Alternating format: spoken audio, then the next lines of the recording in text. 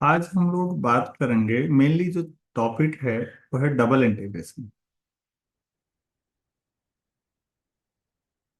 तो ये क्या है, क्यों है और क्या डबल तक ही सीमित रहेगा, इस पे बातचीत होनी। उससे पहले हम लोग पहले समझ लेते हैं कि सिंगल इंटीग्रेशन जब होता है तो उसका मतलब क्या होता है। तो हम लोग ऐसे लिखते हैं कि ए से बी तक कोई फंक्शन होता है और डीएक्स, ये सिंगल इंटीग्रेशन है जो हम पढ़ते हैं। तो इसका मतलब क्या हुआ, थोड़ा सा इस पे बातचीत कर लेते हैं। ये एफ एक्स डी एक्स लिखें या वाई डी एक्स लिखें, एक ही बात है।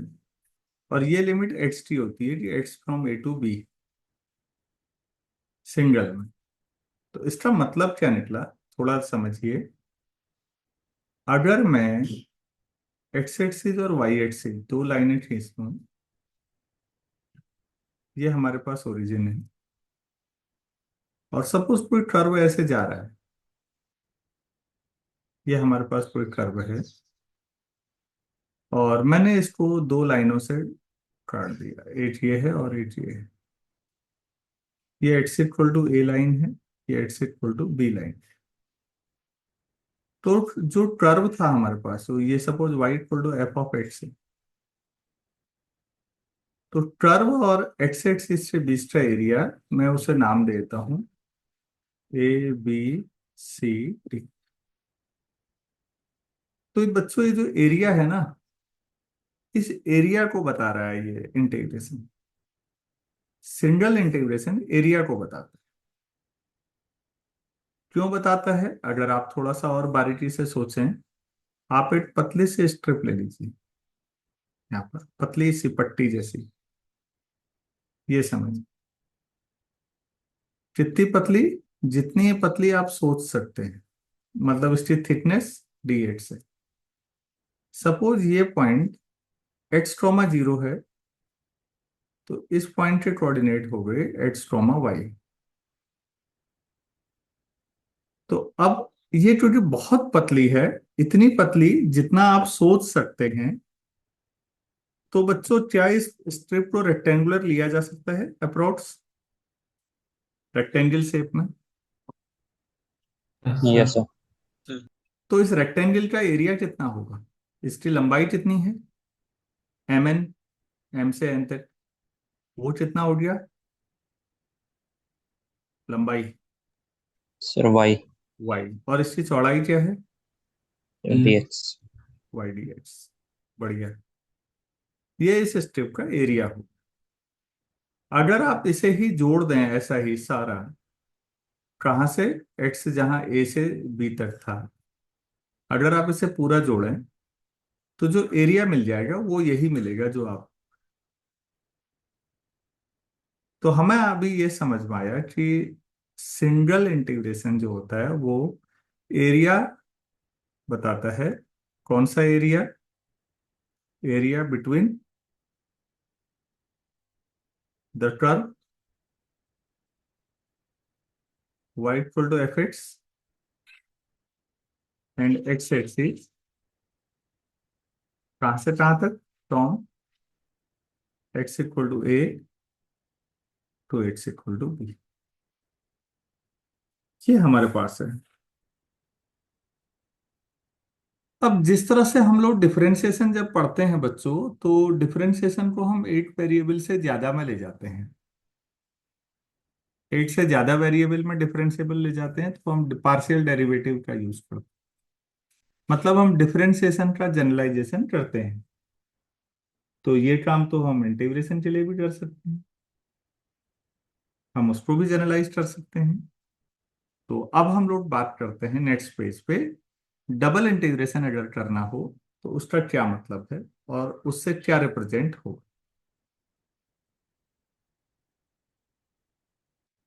तो ऐसा करता हूं, मैं एक एरिया ले लेता हूँ छोटा सा। यही टू डी में ही बात करते हैं पहले। कोई भी रैंडम एरिया ले लिया, इसको बहुत सारे छोटे छोटे हिस्सों में बांटा। ऐसे लाइनें ड्रॉ किए, वाई एक्सिस के पैरेलल, एक्स एक्सिस के पैरेलल, ऐसे करते रहे।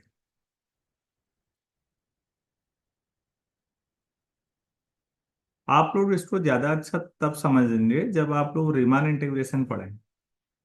कोई एक ले लेते हैं, चलो इसी को ले लेता हूँ, ये वाला। सपोज ये छोटा सा है, तो डेल्टा ए के नाम देता हूँ। एक मैथ ले लिया छोटा सा। ये जो समझ है बच्चों, ये आपको रीमान में भी मदद करती है और कॉम्प्लेक्स एनालिसिस पढ़ते हुए भी। कभी अगर आप कॉम्प्लेक्स को पढ़ें तो ये वहां भी मदद कर रहे हैं। अब हम ऑलरेडी, ध्यान दीजिएगा, दो वेरिएबल इस पूरे कर्व पे अगर हम कहीं पर भी मूव करेंगे तो एक्स और वाई दोनों मूव करेंगे। तो हम एक ऐसा फंक्शन लेते हैं जो एक्स और वाई दोनों पर डिपेंडेंट हो।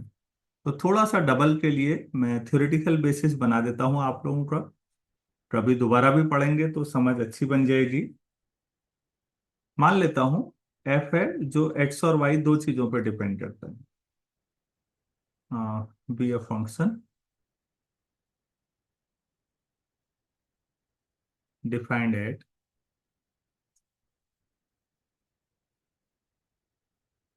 All points. एक एरिया ले लेते हैं, ये क्लोज्ड एरिया है इन सम क्लोज्ड रीजन।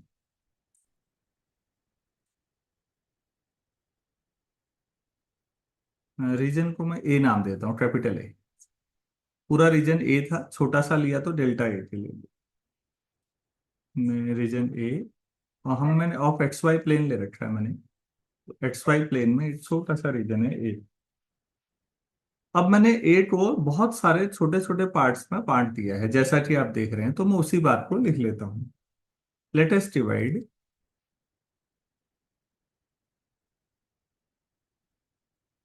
ए इंटू एन सब रीजन्स, जहां फिर एन बढ़ाते जाएंगे इन्फिनिटी की ओर। हाँ, इनको हम नाम देते हैं कुछ, एन सब रीजन्स ऑफ एरियाज इनको डेल्टा एट के, मैंने एट लिखा भी है। के वन से एन तक जाएगा, k one two three up to n हुआ, मतलब एट को डेल्टा ए वन, एट को डेल्टा ए टू, लास्ट को डेल्टा ए एन पर। ठीक हो। अब बच्चों मैंने क्या किया, हर एक पॉइंट पे, जैसे ये डेल्टा ए के मैंने डायग्राम में बना रखा है, इसमें एक पॉइंट ले लेता हूँ यहाँ पर। अब पॉइंट वहां लिखने की जगह नहीं है, तो मैं यहाँ पर ले लेता हूँ, उसको मैं लैम्डा ट्रोमा म्यू ले लेता हूँ, मान लो ऐसे। एक पॉइंट ले लेता हूँ पी, इसको के सफिक्स से ही लिखूं, तो लैम्डा के म्यू के लिखना है, ऐसा लिख लेते हैं चलो। तो मैं इस बात को लिख रहा हूँ, हर एक जो मैस है, एक छोटा सा रीजन आपने लिया डेल्टा के, उसके अंदर एक पॉइंट ले लेना है, तो उसका नाम P k lambda k mu के कर दीजिए। के वेरी कर रहा है in each delta a k, choose an arbitrary point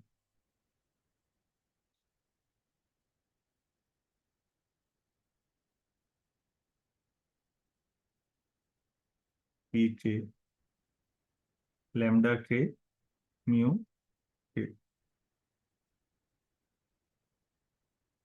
अब मैं जोड़ रहा हूं, ध्यान से देखिए, नाउ द सम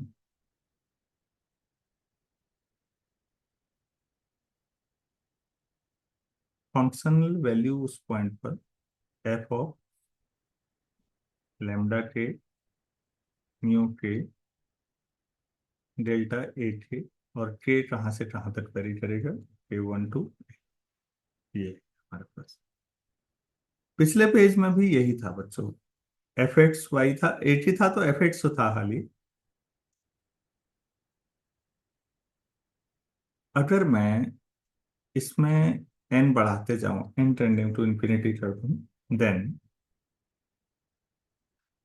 मैं अब सबसे इंपॉर्टेंट चीज ये लिख रहा हूँ बच्चों, limit n tending to infinity the above sum k फ्रॉम 1 to n f of lambda k mu k delta a k, जिसको आप ये कह रहे हैं बच्चों, इसी को हम double integration over the area of function f x y d a कहते हैं। Question number 2। बस एक शर्त है प्रोवाइडेड, उसको मैं बाद में समझाऊंगा। अभी ये जो डबल इंटीग्रेशन समेशन है, ये ही आपका, ये जो आपने 8 पॉइंट लिया 8 मैश के अंदर, इतने छोटे छोटे मैश बनाए आपने, कितने हिस्सों में बांटा पूरे एरिया को जरा देखिए तो n हिस्सों में, n इन्फिनिटी जा रहा है। आप जब जितने ज्यादा हिस्सों में बांटेंगे तो जो मैश बन रहे हैं अंदर, मैश मतलब जाल जैसा छोटा छोटा, आप भी समझ रहे हैं कि उसका एरिया टेंडिंग टू जीरो होता जाएगा, डेल्टा ए की। तो उस सिचुएशन में ये लिमिट जो लेफ्ट हैंड साइड है, ये डबल इंटीग्रेशन कहलाती है। बस इसमें एक ही शर्त होनी चाहिए कि जो आपने डिवीजन किया है मैथ का, वो आपकी इच्छा है कैसे करें, आंसर हमेशा एक ही आना चाहिए। जो लिमिट है वो इस पे, कल को कोई तिरछा ऐसे काटे और ऐसे काटे तो भी वही आना चाहिए आउटपुट। तो ये ध्यान में रखना चाहिए। तो अगर फंक्शन कंटिन्यूअस है, ध्यान से देखिएगा, आप सुनिएगा आप लोग, अगर फंक्शन कंटिन्यूअस है ये वाला, या डिसकंटिन्यूअस है तो फाइनाइट नंबर ऑफ पॉइंट्स पर ही डिसकंटिन्यूअस है, तो भी कोई बात नहीं। जिन लोगों ने, मैं रिपीट कर रहा हूँ, रीमान इंटीग्रेशन वाला चैप्टर मेरा ढंग से पूरा पढ़ा है, मैंने प्लेलिस्ट पूरी बना रखी है, और रीमान जब आप पढ़ेंगे बच्चों, नहीं पढ़ा है तो पढ़िएगा उसको। तो रीमान में हम ये देखते हैं कि अगर कोई फंक्शन कंटिन्यूअस है तो कोई प्रॉब्लम ही नहीं है, वो इंटीग्रेबल है। लेकिन अगर वो किसी 8 पॉइंट पे डिसकंटिन्यूअस है तो भी वो इंटीग्रेबल है। अगर उसकी डिसकंटिन्यूटीज फाइनाइट हैं तो भी वो इंटीग्रेबल है। लेकिन अगर वो इनफाइनाइट नंबर ऑफ पॉइंट्स पे डिसकंटिन्यूअस है, अब इनफाइनाइट में दो चीजें आती हैं, एक काउंटेबली इनफाइनाइट, दूसरा अनकाउंटेबल। तो हमने ये दिखाया है वहां कि फिर दिक्कत है। तो हम भी उसी को ध्यान में रखते हुए, रीमान को ध्यान में रखते हुए यहाँ पर बोल रहे हैं कि फंक्शन या तो कंटिन्यूअस होना चाहिए, या जिन पॉइंट्स पर डिसकंटिन्यूअस है उनकी संख्या फाइनाइट होनी चाहिए। तो ये लिमिट हमेशा एडजस्ट कर जाएगी राइट वाली, प्रोवाइडेड, मैं लिख देता हूं अब इस बात को,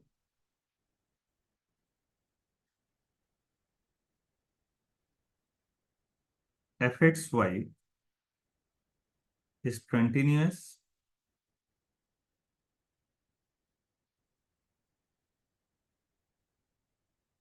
और फाइनाइटली कंटिन्यूअस भी कहते रहा हूं मैं,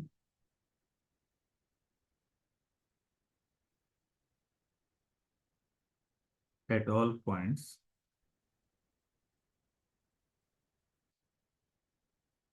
विद इन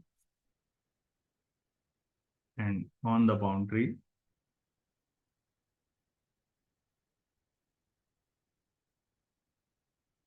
ऑफ रीजनिंग। इतना ही समझना है बच्चों बस। अगला सवाल उठता है कि इक्वेशन 2 का राइट साइड क्या रिप्रेजेंट करता है।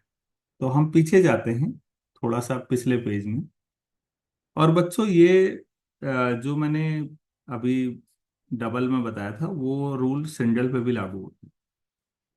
ये भी जो समेशन है, इंटीग्रेशन जब आप करते हैं तो ये तभी वैलिड है जब फंक्शन या तो कंटिन्यूअस हो या फाइनाइटली डिसकंटिन्यूअस हो, बस मतलब उसकी discontinuities finite number of points पर ही हो, ज्यादा ना हो। तो अभी ये हम यहाँ पर भी बात कर रहे हैं। तो सिंगल इंटीग्रेशन आपको फाइनली एरिया दे रहा था, ज्योमेट्रिकली डबल इंटीग्रेशन क्या देना चाहिए उस हिसाब से आप लोग बता सकते हैं। इसका volume. Very good.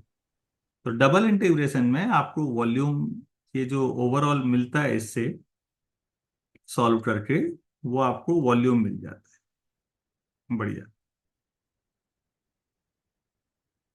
Single integration area दे देता है, ध्यान से देखिएगा, और डबल इंटीग्रेशन आपको वॉल्यूम दे देता है।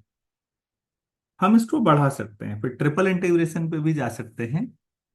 और अब चूंकि ये एरिया है, तो एरिया को हम दो तरीके से यहाँ पर आगे बढ़ाएंगे।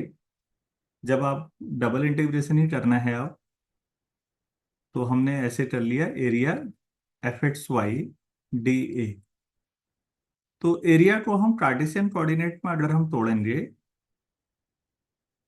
तो हम लोग ऐसे लिखेंगे उसको, f x y d x d y. क्योंकि अगर हम कोई भी एरिया लें और उसका एक छोटा सा पोर्शन लें जिसमें डेल्टा एक्स और डेल्टा वाई डायमेंशन हो, तो उसका अपना area delta x into delta y होगा, वही डीए होगा। और ऐसा भी हो सकता है कि हम इसको पोलर में तोड़ दें, एफ जो है आर और थीटा का हो, तो फिर आप जानते होंगे एक डायमेंशन डी आर होगा, दूसरा डायमेंशन आर डी थीटा होगा। ये मैंने बीच में पढ़ाया था, फ्लूइड डायनामिक्स की शुरुआत में भी कराया था, कि पोलर कोऑर्डिनेट में डायमेंशन ऐसे आएंगे। तो डबल इंटीग्रेशन वॉल्यूम को रिप्रेजेंट करता है। इसी तरह से बच्चों हम लोग ट्रिपल इंटीग्रेशन पे भी जाएंगे, इसको भी सॉल्व करेंगे ओवर द वॉल्यूम। तो यहाँ पर फंक्शन तीन वेरिएबल्स का, तीन इंडिपेंडेंट वेरिएबल का फंक्शन होगा। तो हम लोग उसको इस तरह से d x d y d z, इसको और भी जनरलाइज किया जा सकता है। अगर आप लोग फ्यूचर में क्वांटम मैकेनिक्स पढ़ते हैं, तो वहाँ मोमेंटम और पोजीशन, वो एनर्जी के सेंस में लेते हैं। तो क्वांटम में कई बार छः छः बार इंटीग्रेशन पे चलना पड़ता है फिजिक्स में आपको, लेकिन लॉजिक वहीं से है, लॉजिक में कोई दिक्कत नहीं। टू डबल इंटीग्रेशन तक ज्योमेट्रिकली आपको विजुअलाइज होगा, उससे आगे विजुअलाइज तो नहीं होगा, लेकिन मैथमेटिकली लॉजिकली आंसर आ जाएगा। तो ट्रिपल कैसे सॉल्व करेंगे हम लोग इसको बाद में सीखेंगे। अभी हम पहले डबल पे ही बात करेंगे। पहले डबल सीख लें, डबल का ऑर्डर ऑफ चेंज सीख लें, तब हम ट्रिपल पे जाएंगे। अब डबल में एक दो चीजें और मैं थोड़ा समझा दूं, कि यहाँ पर कन्वेंशन दो तरह के हैं। कन्वेंशन का मतलब परंपराओं की तरह कि चीजें कैसे सॉल्व करेंगे आप। तो देखिए, जैसे सपोज डबल इंटीग्रेशन है, f x y d x d y, ठीक हो गया।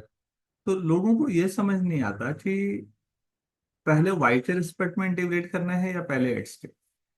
तो नॉर्मली जो मैं प्रेफर करना चाहता हूँ वो ये वाला है, कि हम इसको ऐसे रखेंगे और पहले वाई के रिस्पेक्ट, राइट से लेफ्ट चलेंगे। राइट, राइट में डी वाई है, पहले वो होगा उसके रिस्पेक्ट में। और जिस समय आप वाई के रिस्पेक्ट में करेंगे, उस समय एक्स को कांस्टेंट ट्रीट करेंगे, treat x as constant. Maximum लोग यही फॉलो करते हैं, हम भी यही फॉलो करेंगे, लेकिन कई बार लोग पहले लेफ्ट टू राइट भी चलते हैं, हम राइट टू लेफ्ट चला करेंगे सब जगह पर। हाँ, एमरे की बुक में मैं प्रेफर करता हूँ, और उनका तरीका देख रहा था मैं। मेरे पास कैलकुलस में इसके अलावा एपोस्टल भी है यहाँ पर रखी हुई इस समय, लेकिन ये ठीक है। तो कैसे सॉल्व करेंगे ये समझिएगा। जो राइट में है वो डी वाई लिखा हुआ है बाहर से, तो पहले वाई के रिस्पेक्ट में कर लेंगे उसको। और जब वाई के रिस्पेक्ट में इंटीग्रेशन करेंगे, तो उसमें एक्स को कांस्टेंट ट्रीट करेंगे। और जब ये सॉल्व हो जाएगा, तब उसके बाद फिर एक्स के रिस्पेक्ट में किया जाए। बहुत ज्यादा टफ नहीं है, परेशान मत होइएगा। मैं एलिमेंट्री सवालों से स्टार्ट करता हूँ आपके, छोटे छोटे। आपको रियलाइज होगा कि अच्छा, तो आसानी हो रहा है, बहुत ज्यादा टफ तो हो नहीं रहा है। तो एक क्वेश्चन करते हैं, इसमें 0 to 1, 0 to 2, x plus y d x d y. अब पहले इधर लेफ्ट डी एक्स है, फिर डी वाई है। तो आप मुझे बताइए ये लिमिट किसकी होगी और ये लिमिट किसकी होगी।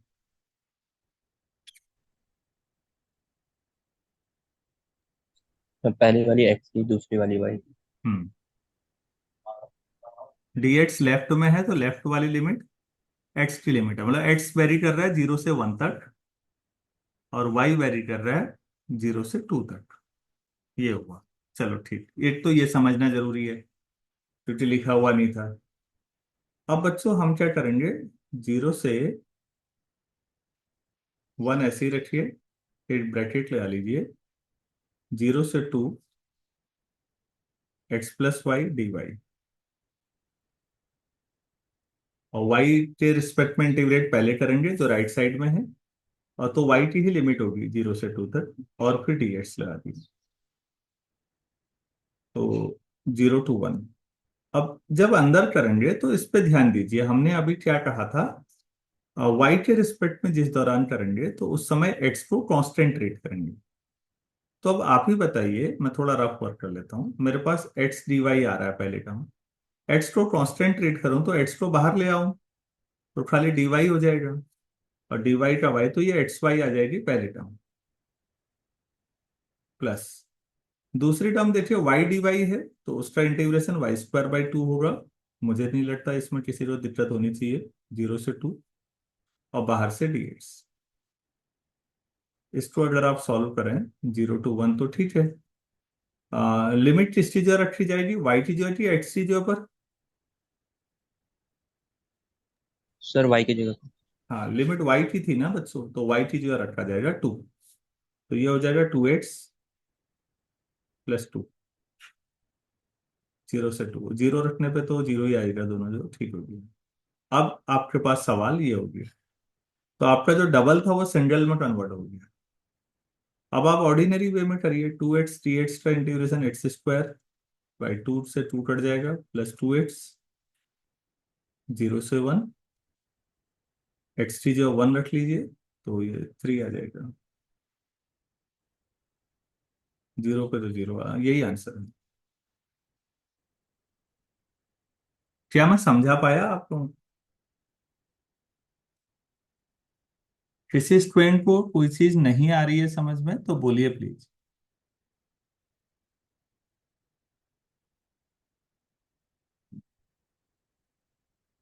कोई दिक्कत नहीं। क्या मुझे 8 सवाल और कराना चाहिए?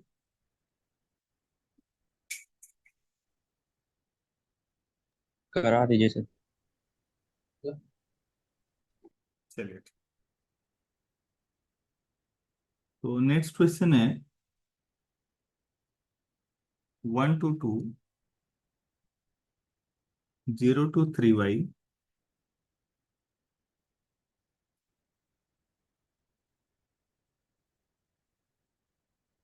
y dy dx। हम्म। आप लोग बताते तो ज्यादा अच्छा लगता, क्या करूं? ये लिमिट किसकी है, ये वाली, और ये किसकी है? अरे y की पहली और वाली x की। वाई की होगी और दूसरी वाली एक्स की। Very good. y वेरी कर रहा है 1 से 2 तक, और x वेरी कर रहा है 0 से 3y तक। x=0 और x=3y। x=3y आपको पता होगा, x=3y है तो y हुआ 1/3x। बच्चों ये y=mx टाइप की लाइन है जो ओरिजिन से पास हो रही है, स्लोप पॉजिटिव है। स्लोप 1 से काफी कम है, 1 होता तो 45 पे जाती, 45 से थोड़ा नीचे चले जाएगी, कुछ ऐसी लाइन होगी समझ लो।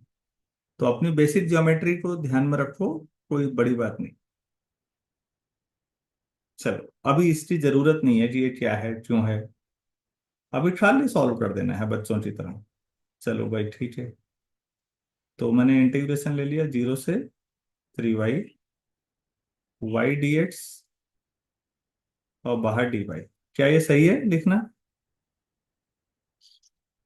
Yes sir. Yes sir. ठीक हो गया।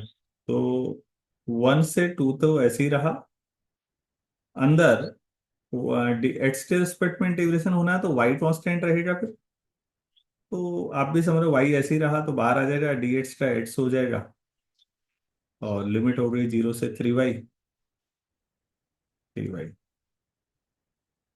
1 से 2, लिमिट एक्स टी जीरो रखेंगे या वाई टी जीरो पर? एक्स। X t zero. हाँ, डी एक्स एक्स के रिस्पेक्ट में इंटीग्रेशन था, तो x t zero three y रख लीजिए। तो x t zero three y हो जाएगा, और वाई एट पहले से भी तो three y square d y. अब तो कर ही लो यार। तो three y square d y, ये बचा केवल सिंगल, तो वाई क्यूब,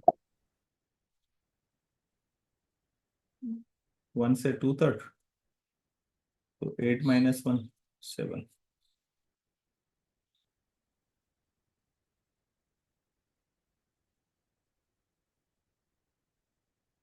बच्चों, क्या मैं समझा पाया यहाँ तक? Yes sir. अच्छा, चलो थोड़ा आगे बढ़ते हैं। एक क्वेश्चन मैं आप लोगों को देना चाह रहा हूँ, आप लोग करेंगे इसको। वन से टू, जीरो से एट्स, d x d y upon x square plus y square.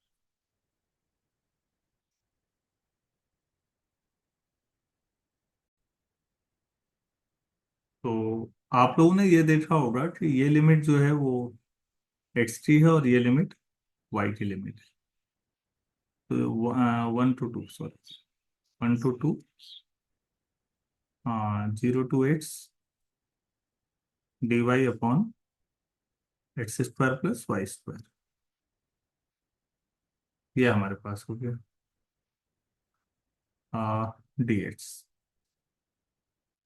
हमने ये पढ़ा हुआ है कि d x upon x square plus a square equal to one upon ए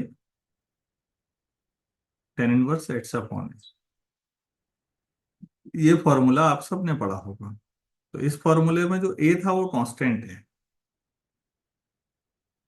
आप मुझे बता सकते हैं कि इस समय इंटीग्रेशन जो हम अंदर करने जा रहे हैं उसमें कांस्टेंट एक्स है या वाई है?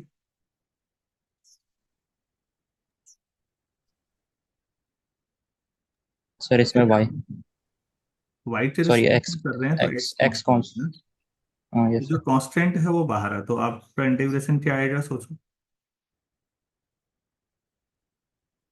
One upon x tan inverse y variable by x. Upon x, y upon x, from zero to x, और बाहर से डी एक्स।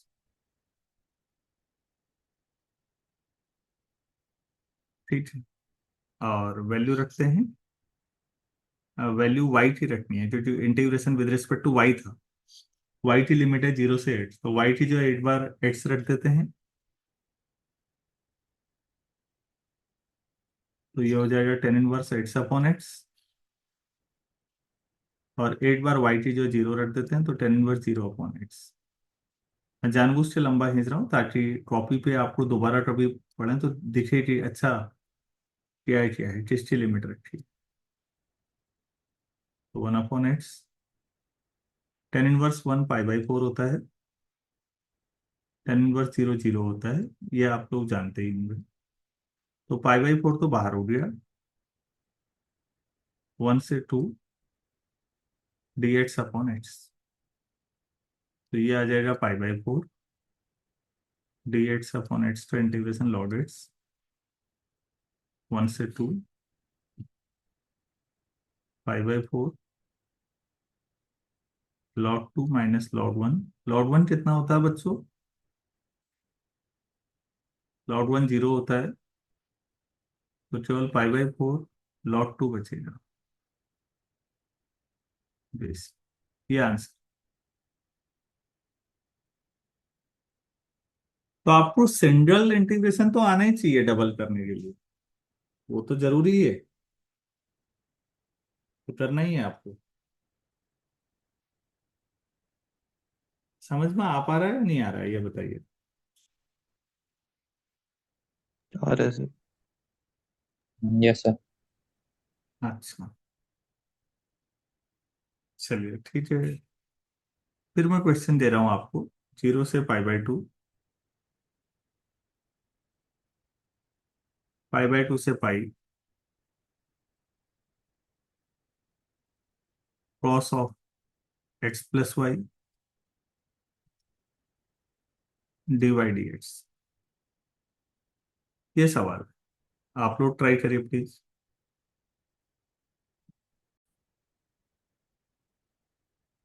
हम्म तो पिछले सवाल का जो दिया था ये आंसर -2 है। आप लोग ट्राई करिएगा। इस वाले को आप लोग कर रहे होंगे, इसको मैं भी कर लेता हूँ। आप अपनी मेहनत जारी रखिए।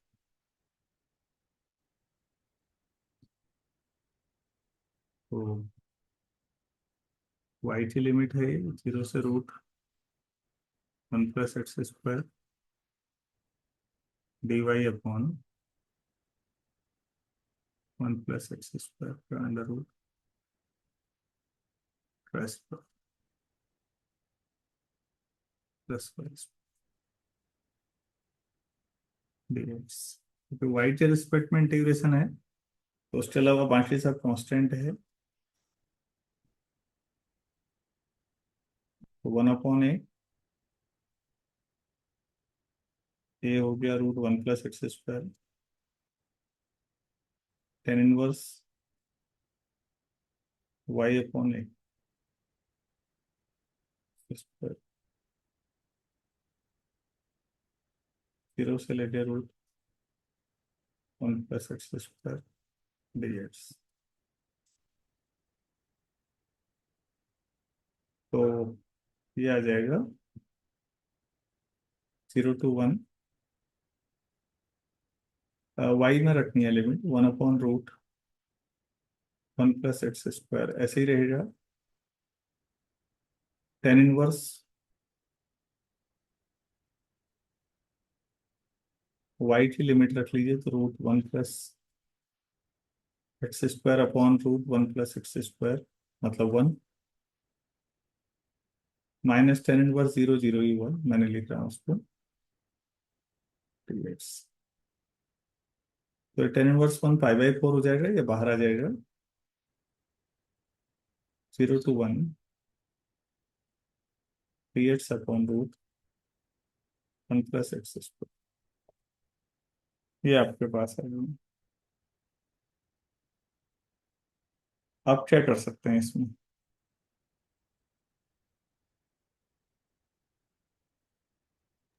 तो कैसे सॉल्व कर सकते हैं? कोई आइडिया है आपके पास? हम्म बहुत ज्यादा फॉर्मूले अगर याद ना करें तो आप सिंपल एक्स टी और टेन थीटा रख दीजिए।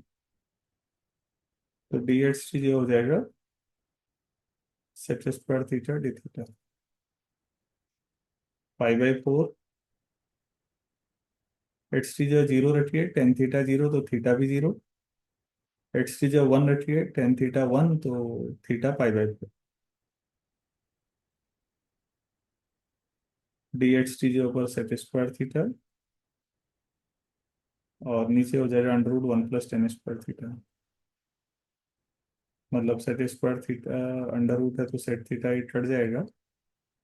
π/4 0 से π/4 only sec theta. Sec theta का इंटीग्रेशन क्या होता है बच्चों?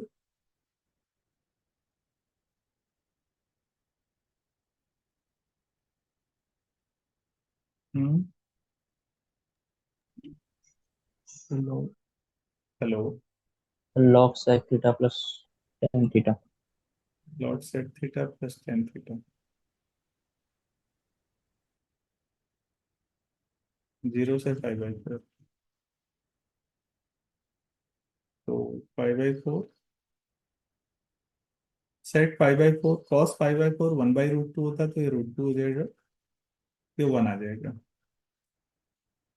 0 रखेंगे सेट 0 तो log 1 आ जाएगा। log 1 तो 0 ही होता है, तो π/4 log√2 + 1। ये आपका आंसर है। तो इस तरह से आपको क्वेश्चंस अटेम्प्ट करने हैं। मैं कुछ क्वेश्चंस आप लोगों को उसमें भेजूंगा। फोटो खींच के। तो वो आपकी इच्छा है कि आप कितनी मेहनत करते हैं।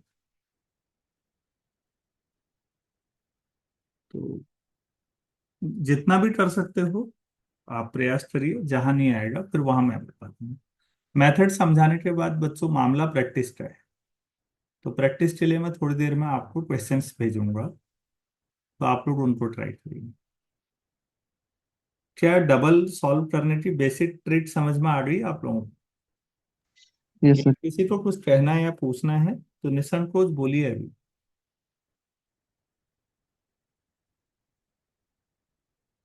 कुछ नहीं बोलना है, चलिए ठीक है, फिर अगर नहीं बोलना है तो